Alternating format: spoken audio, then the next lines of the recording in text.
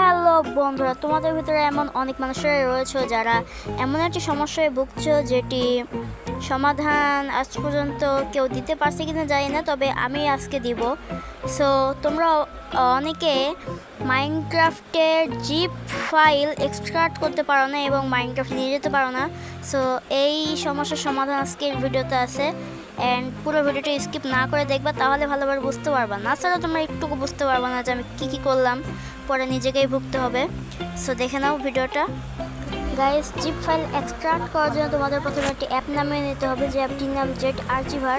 এটা তোমার প্লে স্টোরে অ্যাভেলেবেল পেয়ে যাবা এবং তোমাদের গিয়ে সেই জিপ ফাইলটি খুঁজতে হবে যেটিকে তোমরা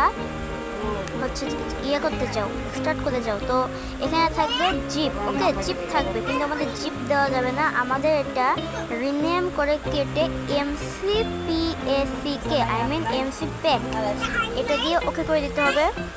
সো এটা খুব সহজ এবং তোমরা এর উপরে একটা টিপ দিবা, তারপর দেখবো ডান পাশে একটি অ্যারো আছে, অ্যারোর উপর টিপ দেওয়ার পরে দেখবা যে মাইনক্রাফট তোমাদের চলে এসেছে এবং মাইনক্রাফটে জাস্ট ওনস লেখা আছে, ওখানে টিপ দিলেই হয়ে যাবে।